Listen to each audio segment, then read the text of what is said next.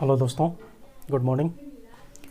एक बार फिर से मैं स्वागत करता हूं अपने YouTube channel PS Anand Singh Tomar में। मैं आनंद सिंह आप सभी के लिए एक नया वीडियो लेकर आया हूं। एक नया चैप्टर इलेक्ट्रिक फोर्स और कूलाम का नियम। क्या होता है दोस्तों इलेक्ट्रिक फोर्स, ये जानेंगे इस वीडियो के माध्यम से।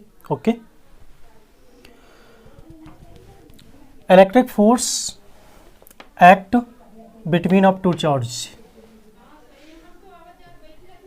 दो चार्ज के बीच में जो फोर्स वर्क करता है उसे इलेक्ट्रिक फोर्स कहते हैं, वैद्युत बल कहते हैं।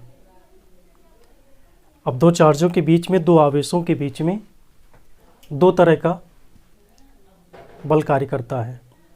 एक तो होता है force of attraction, attraction force, आकर्षण बल, और दूसरा होता है रिपल्ड फोर्स, प्रतिकर्षण बल। वो आवेश पे डिपेंड करता है। अगर समान प्रकार के आवेश हैं तो रिपल्ड फोर्स वर्क करेगा दोनों आवेशों के बीच में, और अगर विपरीत प्रकार के आवेश हैं तो दोनों के बीच में अट्रैक्शन फोर्स वर्क करेगा। हम यहाँ पर जानने की कोशिश करते हैं कि इलेक्ट्रिक फोर्स के अकॉर्डिंग कूलाम का नियम क्या है। दोस्तों, जब दो चार्ज को एक दूसरे से कुछ डिस्टेंस पे रख देते हैं, जैसे यहाँ पे Q1 को और Q2 को एक दूसरे से R डिस्टेंस पे रखा गया है, तो दोनों आवेशों के बीच में एक इलेक्ट्रिक फोर्स वर्क करेगा। ये जो इलेक्ट्रिक फोर्स होगा F दोनों आवेशों के मल्टीप्लाई के समानुपाती होता है और दोनों आवेशों के बीच की दूरी के वर्ग के व्युत्क्रमानुपाती होता है। That is the mean of this law. Act the electric force is proportionally to the multiply of both charge and inversely proportionally to the square of the distance 1/r square. Okay, अब दोनों को हम कॉम्बिनेट कर देते हैं यहाँ पे, तो ये हो जाता है F is proportionally to Q1 Q2/r square. अब F यहाँ से जब इसका प्रोपोर्शनल का साइन हटता है तो कांस्टेंट K लगता है, Q1 Q2/r स्क्वायर हो गया। जहाँ पे ये जो K है इसको हम डाइलेक्ट्रिक कांस्टेंट कहते हैं, मतलब परावैद्युतांक। ये 1/4πε0 के बराबर होता है और इसकी वैल्यू क्या होती है 9 × 10⁹ न्यूटन मीटर स्क्वायर पर coulomb square. Okay, 9 × 10⁹ newton metre square प्रति कूलाम स्क्वायर, ये डाइलेक्ट्रिक कांस्टेंट की वैल्यू होती है। अब K की प्लेस में जो इक्वेशन यहाँ पे है F is equal to K Q1 Q2/r square, इस इक्वेशन में K की जगह पे हम 1/4πε0 रख देंगे, तो हमारा फार्मूला बन जाएगा F बराबर 1/4πε0 Q1 Q2/r स्क्वायर। तो ये हो गया कूलाम के नियम का सूत्र, जिस तरह से हम वैद्युत बल दो आवेशों के बीच में निकाल सकते हैं अकॉर्डिंग टू कूलाम्स लॉ। तो कूलाम का नियम क्या है कि जब किन्हीं दो चार्जों को, किन्हीं दो आवेशों को एक दूसरे से कुछ दूरी पर रखते हैं तो उनके बीच में इलेक्ट्रिक फोर्स वर्क करता है, वैद्युत बल वर्क करता है, कार्य करता है।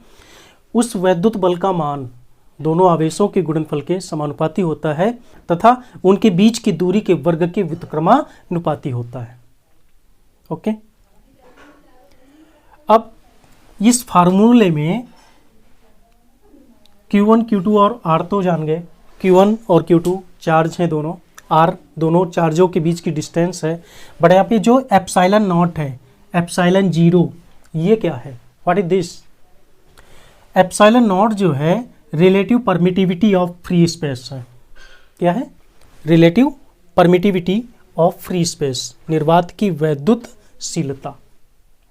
ओके, हम अगले वीडियो में इसकी वैल्यू भी बताएंगे, इसकी यूनिट बताएंगे और इसका डायमेंशन भी बताएंगे। अब इस फार्मूले के जरिए हम F की कोई भी वैल्यू निकाल सकते हैं, बशर्ते शर्त है यहाँ पे Q1 और Q2 और R की वैल्यू दी हुई। जैसे यहाँ पे हम Q1 Q2 की वैल्यू 1 कूलम ले लेते हैं और दोनों के बीच की जो डिस्टेंस है वो 1 मीटर ले लेते हैं। तो जब इसको सॉल्व करेंगे तो F इज इक्वल टू 1/4πε0 की वैल्यू रखेंगे 9 × 10⁹, इसकी जगह पे 1, Q2 की जगह पे 1, R की जगह पे 1। तो F की वैल्यू आ जाएगी 9 × 10⁹ न्यूटन। N का मतलब न्यूटन है।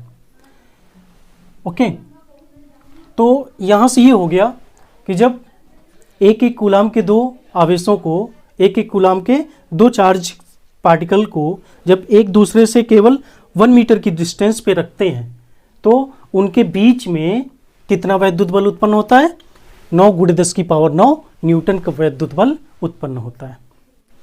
अगर दोस्तों आपको किसी भी क्वेश्चन में Q1 Q2 R दिया है तो F निकाल सकते हैं, Q2 R F दिया है तो Q1 की वैल्यू निकाल सकते हैं, R F Q1 दिया है तो Q2 की वैल्यू निकाल सकते हैं। मीन्स 4 चीज़ों में से अगर 3 चीज़ें आपको दी हैं तो चौथी चीज़ बड़े आसानी से निकाल सकते हैं इस फार्मूले से। तो हमें नहीं लगता कि अब किस कूलाम के नियम से जो भी न्यूमेरिकल आएगा उसमें कोई दिक्कत होगी। हाँ, दिक्कत होगी, कहीं पे माइक्रोन आ जाता है म्यू और एंगस्ट्रॉम आ जाता है, यूनिट बदलनी पड़ती है, यूनिट को सेम करना पड़ता है।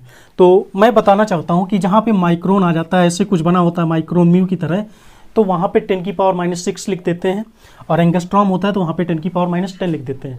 अब बशर्ते अगर कूलाम है तो फिर कूलाम लिखेंगे, मीटर है तो मीटर लिखेंगे।